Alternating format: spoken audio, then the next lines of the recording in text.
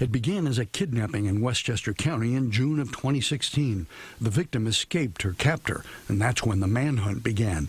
New York State Trooper John Antonelli discovered the kidnapper hiding in a shed and gave chase. I jumped the fence. I landed badly. That caused a couple of herniated spinal discs and excruciating pain. It hurt to stand, it hurt to walk, it hurt to lay down. You never could find a comfortable spot.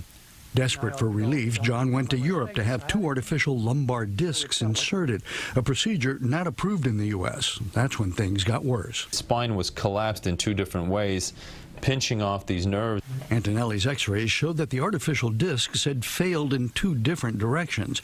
They needed to come out, but as vascular surgeon Dr. Viken Pamukian explained, that was potentially life-threatening. There was so much scar tissue and so much adhesions in the back that the aorta and the vena cava were stuck to the anterior wall of the spinous process.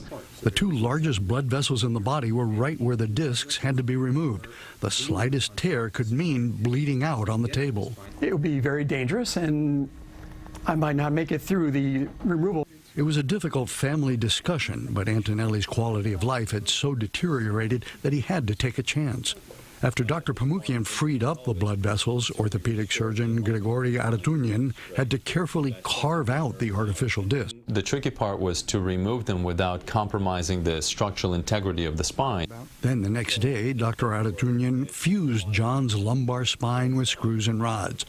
Trooper Antonelli was just 1 week post-op when I visited, moving slowly, but without most of his previous pain. And later that day, Trooper Antonelli got an honor guard of his fellow state troopers as he left the hospital, hoping to soon join them back on the job.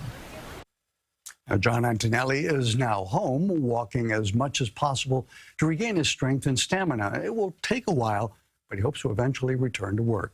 This procedure took hours of planning and an entire team preparing to control all of the catastrophes that could have happened in such a high-risk surgery. So this is a big team effort. It wasn't just a couple of people doing this, and they had to plan for everything here. Wow. So much planning involved in preparation. Thank goodness, though. It seems like it was worth it, right? I think it was. You know, you put a couple of discs in, they fuse with the bone.